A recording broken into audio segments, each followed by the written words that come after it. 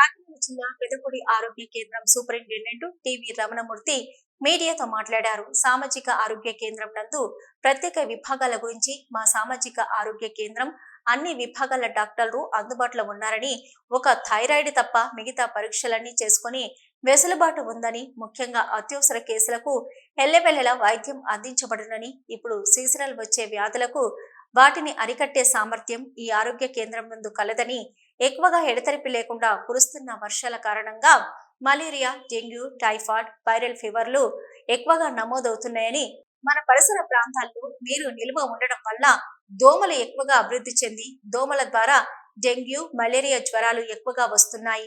వీటిని అరికట్టేందుకు ప్రతి ఒక్కరూ తమ ఇంటి ఆవరణ చుట్టూ గుంటలలో నీరు నిల్వ ఉండకుండా చూసుకోవాలని తెలిపారు.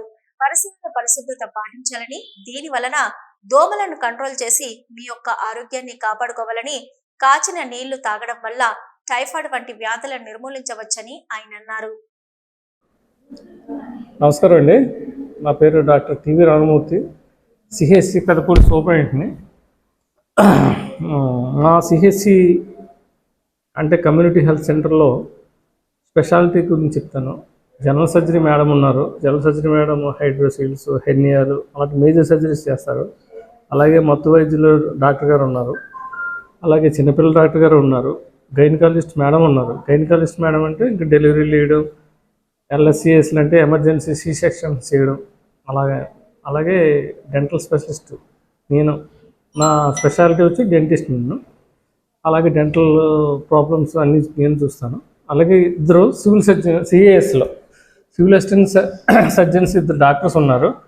వాళ్ళు జనరల్ అన్నీ చూస్తూ ఉంటారు అన్నమాట. మా దగ్గర ఎమర్జెన్సీ ఎనీ కేసు అయినా అంటే ఇక్కడ మా పరిధిలో ఎంత దాకా చేయగలం అంత దాకా చేసి, ఈవెన్ ఎనీ ఎమర్జెన్సీలో తప్పదు అనుకుంటేనే మేము జీజేజీ పంపి అక్కడ ట్రీట్మెంట్కి ఫర్దర్గా ఇన్వెస్టిగేషన్స్ గురించి దాని గురించి మేము పంపవలసి వస్తుంది.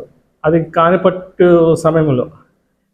ఇప్పుడు ఇంకో రకంగా చెప్పాలంటే ఇప్పుడున్న సీజనల్ డిసీజెస్, ఇప్పుడు ఎందుకంటే వాతావరణ మార్పులు చాలా వచ్చినాయి. రీసెంట్గా వర్షాలు కంటిన్యూస్గా పడుతున్నాయి కాబట్టి ఇప్పుడు వచ్చిన సీజనల్ డిసీజెస్ ఏంటంటే మలేరియా ఒకటి, డెంగ్యూ ఒకటి, టైఫాయిడ్ ఒకటి, ఈ వైరల్ ఫీవర్స్ ఒకటి, ఈ upper respiratory tract infections, cough, cold మనందరికీ తెలిసిందే. ఇది ఈ main most of the thing dengue, malaria అనేది ఎక్కువ ఈ దోమల గురించి వస్తూ ఉంటుంది.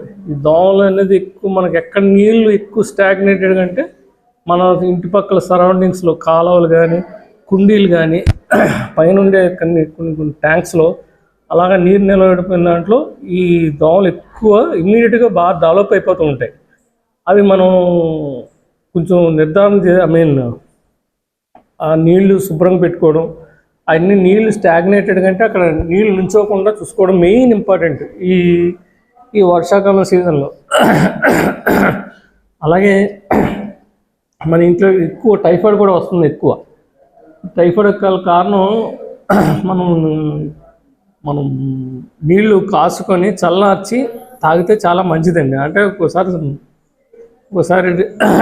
మెయిన్ కంటామినేటెడ్ వాటర్, ఏమైనా కంటామినేషను సరిగ్గా ప్యూరిఫికేషన్ సరిగ్గా లేకపోతే మెయిన్ టైఫాయిడ్ కూడా వచ్చే మెయిన్ ఎక్కువ ఛాన్సెస్ మేము చూస్తున్నాం ఎక్కువ. ఎందుకంటే మా దగ్గర ఎక్కువ టైఫాయిడ్, మలేరియా, డెంగ్యూ ఈ మధ్యన అంటే మేము ఇన్వెస్టిగేషన్స్ చేసి ఆ బ్లడ్ ప్లేట్లెట్స్ ఏమైనా కౌంట్ బట్టి మేము నిర్ధారణ చేసుకొని మేము ఐపీ పెట్టి అంటే ఇన్పేషెంట్ పెట్టి ట్రీట్ చేస్తున్నాం మేము. కానీ బట్లో ప్లేట్లెట్స్ బాగా తగ్గిపోతుంది అనుకోండి. యూజువల్గా వైరల్ ఫీవర్స్లు తగ్గుతూ ఉంటాయి. కొంతమంది బయట ట్రీట్మెంట్ ఎక్కడ చేయించుకొని వస్తారు, ఆ సడన్ డ్రాప్ ఉంటుంది వాళ్ళకి ప్లేట్లెట్స్. అప్పుడు వాళ్ళ మట్టుకు మేము జీజేసి పంపుతున్నాం. అలాగే బ్లడ్ టెస్ట్లు ఇక్కడ మోస్ట్ ఆఫ్ ది మాకు థైరాయిడ్ తప్ప మిగతా బ్లడ్ టెస్ట్ సంబంధించిన అన్ని టెస్టులు ఆల్మోస్ట్ అన్నీ జరుగుతున్నాయి. రీసెంట్లీ మోస్ట్లీ ఒక 2 నెలలు 3 నెలల్లో థైరాయిడ్కి సంబంధించిన ఇన్స్ట్రుమెంట్ కూడా వచ్చేస్తుంది. మేము ఇక్కడే థైరాయిడ్ ప్రొఫైల్ కూడా ఇక్కడ చేసే ఛాన్స్ వస్తుంది మాకు. అలాగే ఇప్పుడు ఈ సీజనల్ డిసీజ్ గురించి కూడా మనం చాలా ప్రత్యేకమైన శ్రద్ధ తీసుకోవాలని ప్రజల్ని మరీ వేడుకుంటున్నాను నేను. ఏమండి, థ్యాంక్ యూ.